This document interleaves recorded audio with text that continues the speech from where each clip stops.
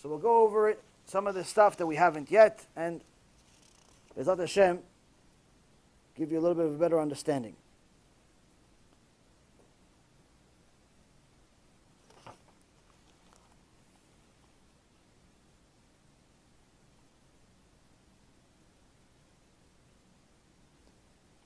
Now, in regards to the timing of how long a punishment is, as I said before, Kafa Kela, which comes before Gehinnom, has no limitations, and neither does Gehinnom. Different punishments have different timings. In Gemara Masechet Sanhedrin, page 106a, they say that Doeg and Achitofel both knew an enormous amount of Torah. How much Torah? They were Gedolei Ador, giants. Giants. They're still in Gehinnom. And they're not leaving. It's been a few thousand years now. Where do we get it from? Psalm 55, verse 24. V'ata Elokim toridem lebe'er shachat. This is one of the names of Gehinnom, is the well of destruction. And you, our Lord, you shall cast them down into the well of destruction. Men of bloodshed and deceit, which is referring to Doeg and Achitofel, the enemies of David HaMelech. They shall not live out half their days. Another one that knew a lot of Torah, Yerovam ben Navat. Yerovam ben Navat, the Gemara Masechet Sanhedrin, page 103a and b, talks about him. How much Torah did he know? This is someone that used to be righteous. Everyone thinks he was wicked from birth. He wasn't. How much Torah did he know? He can give you commentary on anything you want in the Torah. Anything. 103 different commentaries. Pick any pasuk. Any pasuk. Any verse. Any Gemara. Any Mishnah. Anything you want, it'll give you 103 different understandings. The Vilna Gaon that lived less than 200 years ago, the Chachamim say Hashem only showed us the Vilna Gaon just so we know what someone that was a Rishon was, which is just a few hundred years before him. What was the Vilna Gaon? The Vilna Gaon was so holy that angels will knock on his door every single day, asking them if he would learn Chavuta with them. So one day, a student sees him crying in prayer, crying. And then at the end of Amidah, he's laughing. Ha ha. Says, Kvod Harav, Lamdeni, teach me, what happened? You were crying the whole prayer, 20 minutes you're crying in Amidah, not like us, 2 minutes. 20 minutes he's crying in Amidah, and at the end you're laughing. What happened? He says, listen, every day these malachim, these angels come to me, they knock on the door, hello, we want to learn Chavuta. I said, no, I don't want to learn Chavuta with you. Why not? I don't get the same schar, I don't get the same reward for learning with angels. I want to learn myself. But yesterday, they sent me these nudnikim, these angels that were like annoying. They wouldn't stop knocking. So I opened the door, I said, okay, what do you want? What can you possibly teach me? They say, pick anything you want in the Torah. He says, yes, 3 words. He gave him 3 specific words, I forgot them. I don't have the schut to remember those 3 words, but nonetheless, 3 words in the Torah. They gave him 2,400 commentaries on those 3 words. All of them emet. All of them are true. All of them are true. Now the Vilna Gaon, he held by his own halacha of, he was a machmir on one thing. What was a machmir on? He says, even if you think on Torah, you think Torah, before you think Torah, not just learn Torah, think about it. You wake up in the morning, you want to think Torah, you have to say blessing of the Torah. You can't just think about Torah freely. You have to do a blessing first. We don't have to. We don't hold, that's not halacha. But he was a machmir. If you're going to learn Torah, you have to do bracha. But if you're thinking about it, if it just came to alvai, that was our sin. Alvai, we forgot to pray for learning Torah. But nonetheless, he held it that if you are going to think Torah, even you have to do a bracha. So the next morning after you learn with these angels, immediately he didn't want to forget the 2,400 commentaries on 3 words. So he started going over it immediately when he woke up. But he didn't do the blessing yet. He forgot all of them. They punished him in Shammai. They said, you hold by it. It's your own halakha. Your own chumrah, your own stringency. You didn't do it. Punished. Forgot everything. So during Amidah, He's crying hysterically. He just finished. He just forgot 2,400 commentaries. You know what 2,400 commentaries is? You see this library over here? See the library right next to you on the right side for everybody? Imagine this times probably 50. This times 50. That's how much he forgot. He's crying. I would cry too if I just lost that. One book, I'd cry. He lost, start crying. Cried so much that at the end of Amidah, I said, okay, fine, we'll give it back to you. Start laughing. So now, Rabotai, Yerovam ben Navat, he was able to give 103 commentaries on anything you want in the Torah. Where is he? Gehinnom. Until when? Forever. Why? When Hashem told him, do tshuva, and you'll be walking with me and the son of Ishai, son of Jesse, with me in Gan Eden. Initially, it was supposed to be Yerovam before David. But Yerovam didn't get the message. So he said, Hashem, who's walking first in Gan Eden with you? The fact that you asked, that means you're not humble enough. That means David's going to walk first. So he said, David's going to walk first. Ben Ishai is going to walk first. He goes, no, I don't want to do tshuva then. He brought idolatry to Am Yisrael. Hashem says, that's it, finished. How long is Gehinnom? Eternal. No breaks. No 12 months. No busha. No embarrassment. We haven't heard about embarrassment yet. I'm still looking for embarrassment somewhere in the books. You can find it, please tell me. Now, another sage mentioned the Zohar, 167a. Another one, eternal Gehinnom. Elisha ben Avuya, Gemara Masechet Chagah, page 15b, was supposed to go into eternal Gehinnom, but he had a schut. What was his schut? He had a Talmid named Rabbi Meir Baal HaNes that fought for him, went into Shemayim and actually fought for him. Unfortunately, I don't have such students, so I have to do tshuva. Elisha ben Avuya almost had eternal Gehinnom. So, timing, as far as timing is concerned, there's no 12-month such thing. This is, again, there's no specific timing. In Gemara Masechet Brachot, page 18b, Shabbat, page 13b, and Shabbat, page 152a, it says the pain of the worms eating the corpse, the body that's in the grave that everyone thinks doesn't feel anymore. He's dead. He's a little sack of potatoes. Right? No, he's not a sack of potatoes. He feels the same pain as a person that's alive and well, feeling a needle. Same exact pain, just multiplied by 60. Multiplied by 60 because the concept of pain in Shamayim is very different. Here you feel a small part of the soul, mostly body. There it's multiples of the soul and body. Sources I just gave you. Where's the other source in the Torah itself? Not just Gemara. Book of Job, chapter 14, verse 22. Ach besaro alav yich'av v'nafsho alav te'eval. He feels the pain of his flesh and his soul mourns over him. In essence, Job, the one that suffers most that we know of in the Torah, he says, he's giving us the source of the fact that even after someone dies, the pain of the flesh, the soul is mourning over it. Why? Because the soul is feeling it, even though the flesh doesn't seem like it's feeling anymore. Now, there's different levels of pain depending on how wicked we were or if we did tshuva or not. If we do tshuva, Be'ezrat Hashem, none of this applies to you. Everything is subject to tshuva, Rabotai. Everything is subject to tshuva. If you do real tshuva, you stop messing around, you do tshuva, you keep mitzvot, you follow what Hashem says, everything is good. You have nothing to worry about. If you don't, you have everything to worry about. And this is it. In the book of Proverbs, chapter 14, verse 29. Verekev atzamot kin'ah. It says, but jealousy brings rotting of the bones.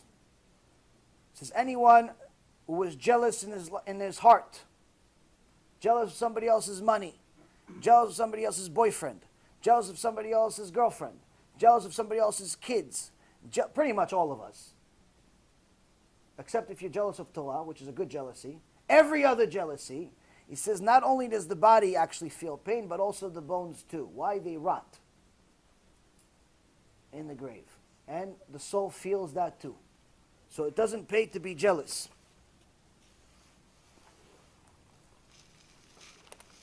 Now the book of Jeremiah, the book of Lamentations, chapter 3, verse 39. The prophet Jeremiah says, Ma'it onen adam chay gever al chatav. What is a living person complaining about? Everything that's happening to him is his own sins. Why? You complain you had a flat tire. You complain you have a headache. You complain you don't have any money. You complain you have bayot and shlom bayit. You complain you have bad kids. You complain this. Why are you complaining? Jeremiah is telling why you complain. Everything is from you. You did it. You complain that the bones are going to rot. You did it. You complain that Gehinnom. You did it. Anything you complain. You did everything. Don't complain. Or do tshuva. That's in essence the beginning. The beginning of tshuva is understanding that every single thing you're going to do is you. Olam haba good, olam haba bad is you. Not me, it's not anyone else, it's not your parents, it's not your kids, not your neighbors, not your rabbi, it's you. It's you. So that's the first thing that you understand. So now, instead of complaining, he says the next verse, let us search and examine our ways and return, meaning let's do tshuva to Hashem. Instead of complaining, let's do tshuva. Now, sometimes people don't understand the simple message that I gave you so far. Sometimes people just don't get it. I tell people, listen, if you are mechalel Shabbat, if you violate Shabbat, according to the Torah, in 12 places in the 5 books of Moses, according to the Shulchan Aruch, 7 places, according to the Zohar, and also multiple places, I just don't remember all of them off the top of my head, according to every single book that was ever written by any major Chacham before this generation that wrote about Shabbat, every single one of them, if you violate Shabbat, you don't have a small punishment. You have the same punishment as Yerovam. You have the same punishment as the worst sinners that ever existed. Want to drive to Beit Knesset on Shabbat? You have a serious problem. It's not a temporary problem. It's not a sometimes problem. It's an eternal problem, which we'll go over momentarily. I tell people, listen, according to the Torah, Masechet Avodah Zarah, according to the 5 books of Moses, Zohar, any book you want, that talks real truth, you're not allowed to even benefit from Avodah Zarah. Benefit. Meaning, if you have a little statue, somebody worshipped it, little statue. It's cute, good looking, it's got diamonds on it. Somebody says, listen, you bought it for $25, I'll pay you $25 million. You're saying, I'm going to take this $25 million, $24,900,000 I'm giving to Kiruv organization, Be'ezrat Hashem. $100,000 for myself. Not allowed. What are you allowed to do with Avodah Zarah? Destroy it. It's the only thing you're allowed to do with it. But unfortunately, in today's generation, the religious world, unfortunately, sometimes puts it on their head. Why? Because every single one of these wigs that's coming from in the market that's called kosher, we verified. We have people in India. It's not I saw a movie. It's not I saw a movie. We have people in India. They checked. They're Indian. They went to the temples themselves. There's no such thing as kosher wigs. It doesn't exist. Which means all wigs, according to statistics, are coming from Avodah Zarah. You have a wig on your head, you have a problem. They don't like me. So right now we're going to New York in a couple of weeks. One rabbi says, no, don't bring him to our synagogue. Don't bring him to our synagogue. Why don't bring him to our synagogue? He's a famous speaker. People do tshuva. Ishtabach shemo la'ad. Thousands and thousands of people are doing tshuva from some guy that was a mechalel Shabbat a few years ago. Why can't I bring him to our shul? Why not, Kvod Harav? Oh no, he said something bad about wigs. But is it made up? Did he make it up? Is it his opinion? Doesn't make a difference. My wife wears a wig. That's what he says. My wife wears a wig. Don't bring him to our shul. If it's true, it doesn't matter even if a donkey came in here and says, guys, keep Shabbat. Donkey came in and says, keep Shabbat. Verse, Parashat Kitisa, Parashat Toshi, anything you want. Says the verse. Doesn't matter if it's a donkey. Doesn't matter if it's me.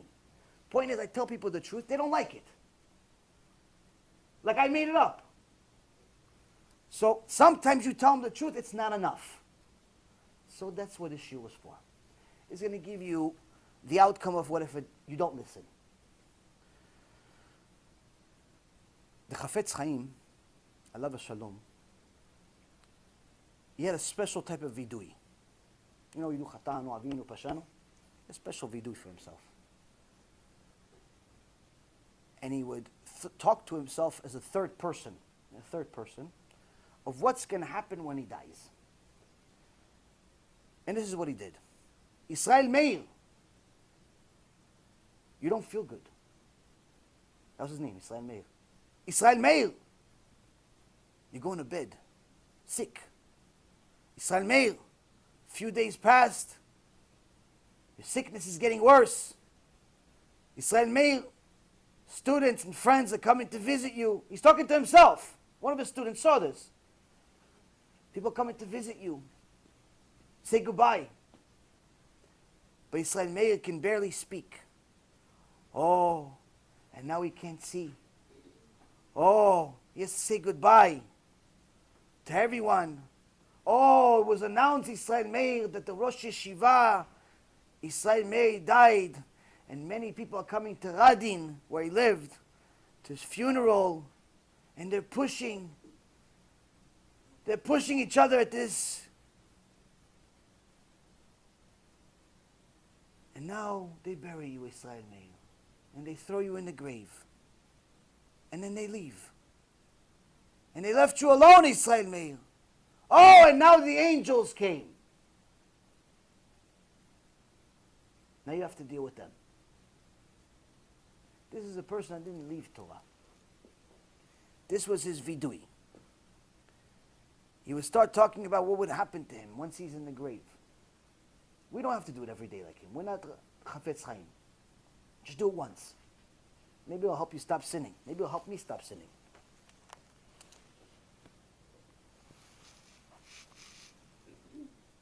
Psalm 94. First verse. El nakamot Hashem, el nakamot Ofia. We say this every Wednesday in Shachrit. We also say it every day in Shachrit. It's different places. This is a verse that David HaMelech writes, the God of vengeance appeared. Anyone that thinks that Hashem only loves and doesn't punish, there's a verse in the Torah that says exactly the opposite. Exactly the opposite. This is just one of many. We've mentioned several so far. The Gemara Masechet Bava Kama, page 50a, says, Rabbi Chanina says, Kol ha'omer HaKadosh Baruch Hu vatran yivatru me'av. Anyone that says that Hashem lets go of things gets an extra special punishment where they actually cut him like a steak pieces in Gehinnom.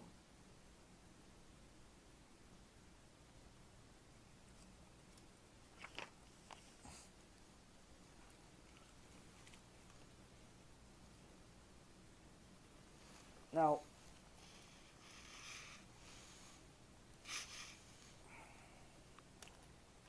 before it gets too late, let me get you guys some stuff that, I don't know.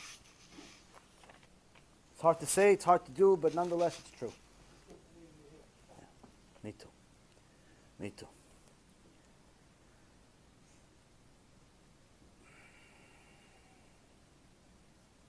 In the book Reshit Chochmah, this is not some guy. This is not a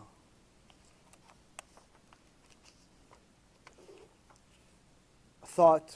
This is not an opinion. This is not a something that may be wrong, may be right. This is it.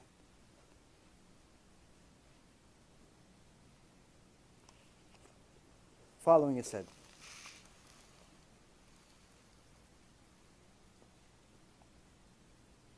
חמישה מיני אש יש בגיהנום. אש אוכלת ושותה, שותה ואינה אוכלת, אוכלת ואינה שותה, לא אוכלת ולא שותה, ויש אש אוכלת אש. Gehinnom has 5 different fires. The concept of fire here is nothing. There's 5 different fires. One fire that eats and drinks. This is spiritual, Kabbalistic stuff we're not going to get into of what each and every single one of them means, because then the shiur will be 100 hours. Shota ve'ina ochelet, drinks but doesn't eat. Ochelet ve'ina shota. This is in essence the significance, power of different parts of the fire. One fire is 60 times, the lowest level is 60 times worse than this world. 60 times worse than this world, the lowest level. Then there's a fire that's able to get in the way of that fire. What's the example? Example of literally a fire that could make another fire go out. But the highest level of fire is the fire that lo ochel v'lo shota. I'm sorry, that esh ochelet esh. Esh ochelet esh is a fire that literally eats another fire. We learn this from Avraham Avinu. Avraham Avinu was thrown into the bowl, into the hole over there. It was so horrible that the people that threw him, they went on fire. People that threw him, they went on fire. They died, but nothing happened to him. Why? Because the malach came to Hashem and said, Hashem, let me save him. I'm the fire. Gabriel was the fire. He goes, no. He's one, I'm one. I'm going to go. I'm going to use my fire. What's this fire? Fire that takes out any other fire. Meaning that he was in fire, but the fire of God. Fire that there's no other fire in the world that you can remotely imagine. But nonetheless, there's different types of fire. We haven't gone to the busha section. We still haven't gone to the shame section. We're still on fire so far. 2 hours into it. Now, yesh ba gechalim ke'arim. There are certain coals in Gehinnom that are the size of mountains. V'yesh ba gechalim ke'gvaot. There are certain coals that are the size of hills. Hills. V'yesh b'gechalim k'yam ha'melach. There's certain coals that are literally like the Dead Sea. V'yesh b'gechalim k'avanim gdolot. There are certain coals that are the size of boulders. You go to the beach, there's always like a section of boulders over there. There's some coals that are like, that's the smallest ones. Little baby ones that are still heavier than this room. That's the baby ones.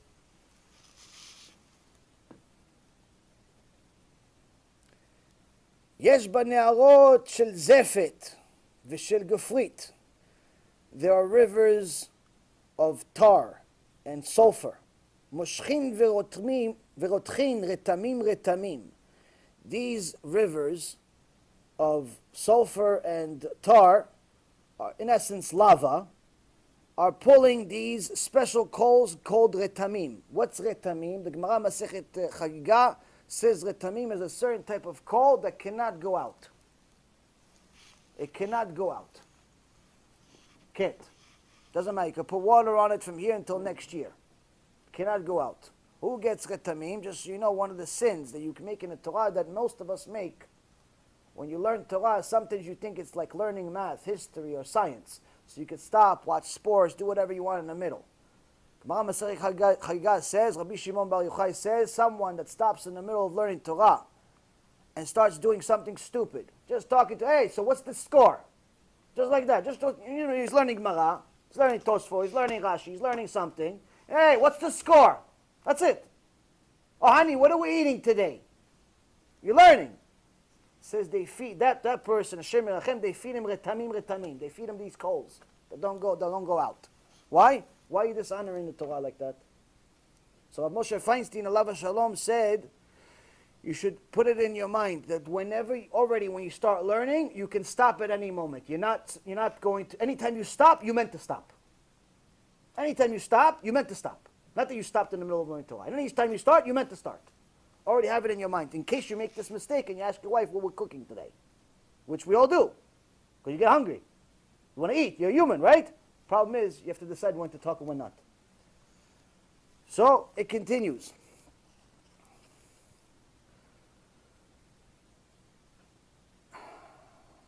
גזר דינו של רשע, מלאכי חבלה דוחפים אותו על פניו, ואחרים מקבלים אותו מהם ודוחפים אותו לפני אור של גיהנום, ופוערת פיה ובולעתו, שנאמר, ישעיה י"ד, הרחיבה שאול נפשה ופערה פיה.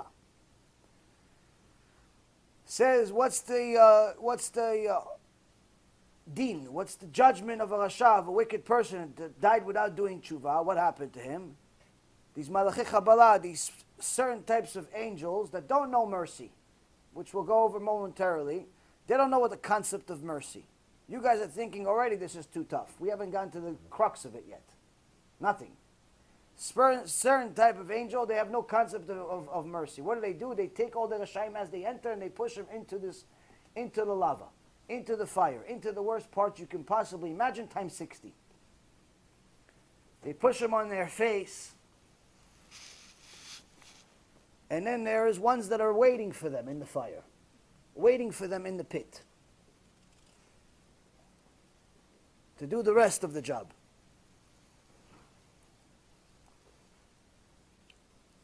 And they use the verse from Isaiah 5:14 that Gehinnom continues, that Gehinnom opens its mouth. Opens its mouth, meaning it continues to expand as more and more people come. Gemara Masechet Megillah asks, how big is Gehinnom? How big is Gan Eden?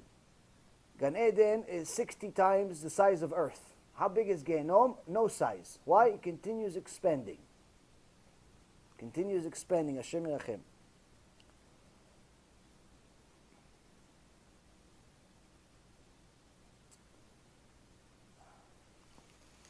אמר רבי יהושע בן לוי, פעם אחת הייתי מהלך בדרך ומצאני אליהו הנביא זכור לטוב. אמר לי, רצונך שעמידך על שער גיהנום? אמרתי לו, הן.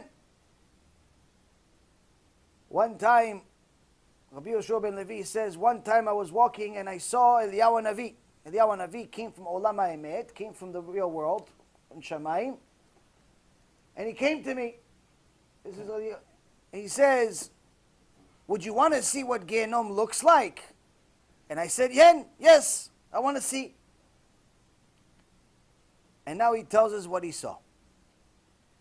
הראני בני אדם שתלויים בחוטמיהם. He showed me people that are hanging by their nose. Why? Woman walks around with extra perfume and you're enjoying it. People putting their nose where it doesn't belong, and so on and so forth. הראני בני אדם שתלויים בידיהן. He showed me people that are hung by their arms. Why? You stealing? You stealing? How you stealing? With your hands. Most of the time people steal with their hands. Take money that doesn't belong to you. Take a phone that doesn't belong to you. Take anything that doesn't belong to you. ובני אדם שתלויים בלשונם. He showed me people that are hung by their tongues. Say Lashon Hara, you enjoyed it? Lashon Hara? Okay, that's the price. Starts. They hang the people by their tongues. Starts. This is how this starts. They hang them there until the punishment comes. Until this is just the punishment until they come to deal with them. Until these specific types of Malachi Kabbalah, until the different types of animals, or spiritual animals and angels and so on, until they come deal with them further, they're hanging there like the what's it called? The butcher.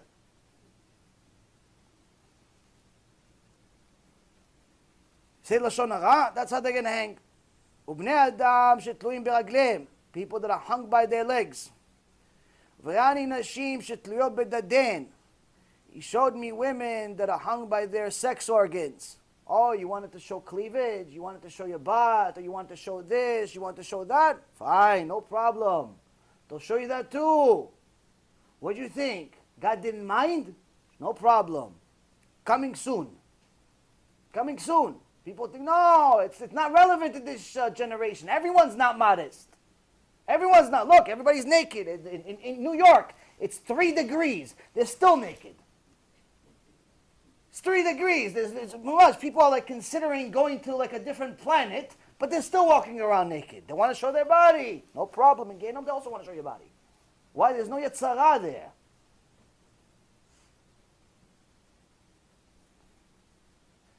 וראני בני אדם שתלויים בעיניהם.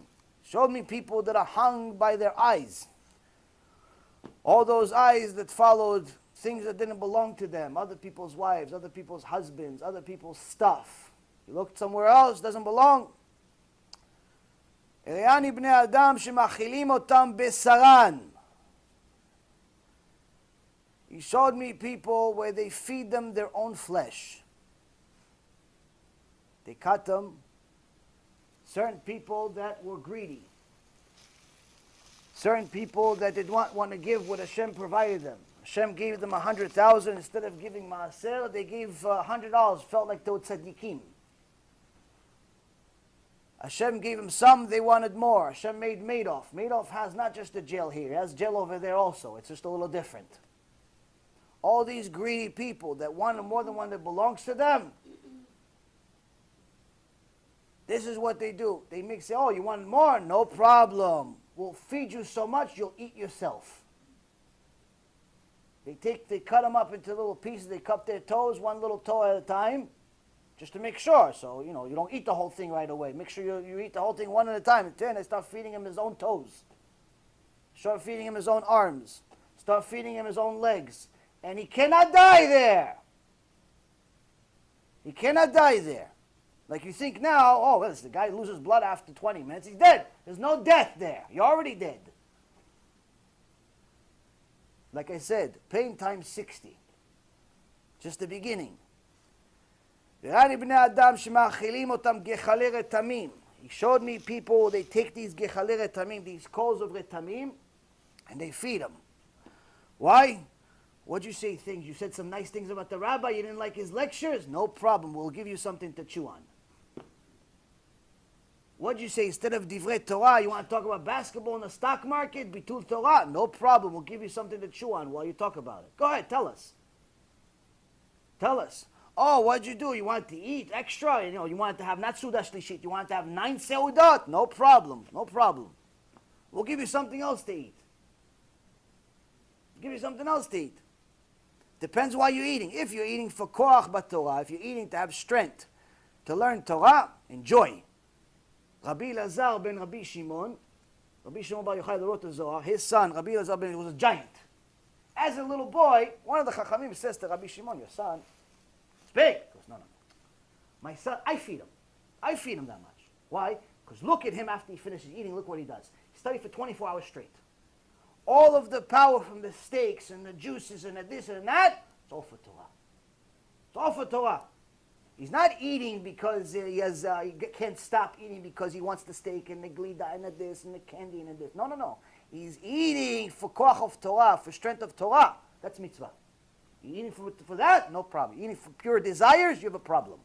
And they're going to give you more to eat. Just taste a little different than Gehinnom. Taste a little different.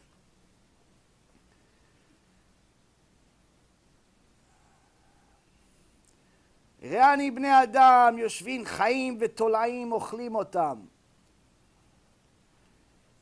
He showed me people that are sitting there and the maggots and worms are eating them. They're sitting there, their faces are blank. In other places it talks about in the Zohar and other places. Their faces are blank and the maggots are coming in and out of their body. They can't move, they can't do anything about it, but they feel it and they're screaming and they're yelling because their flesh is being eaten by the second.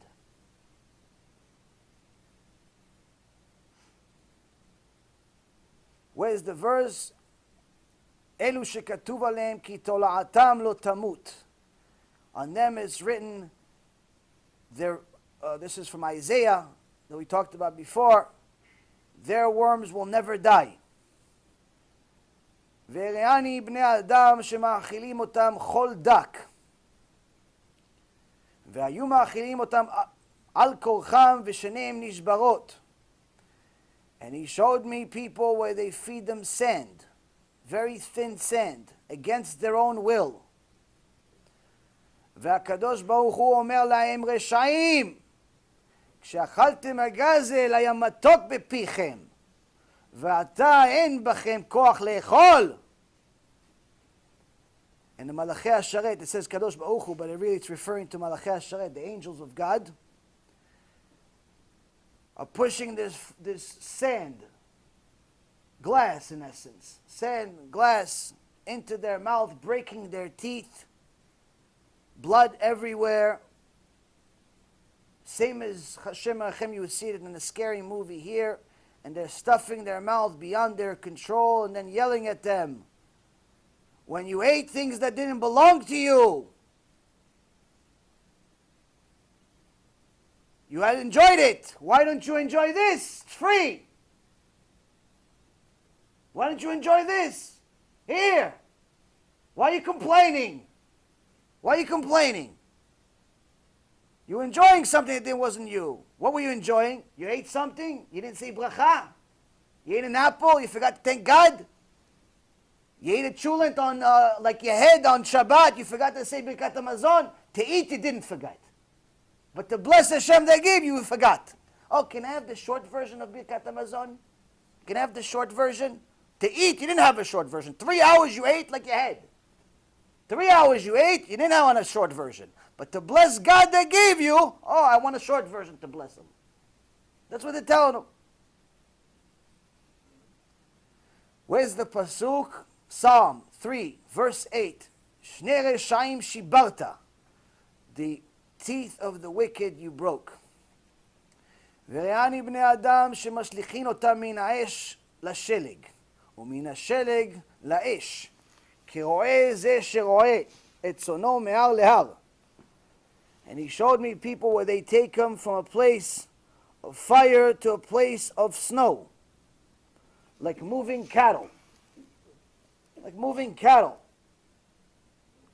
And they took them from the fire, and then they took them to the freezing cold. Took them from the fire, and they took them to the freezing cold. There's two parts of Gehinnom.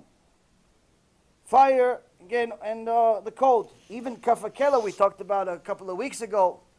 Kafakela has itself several different sections. Just a bedin there. Just a bedin is 3 floors.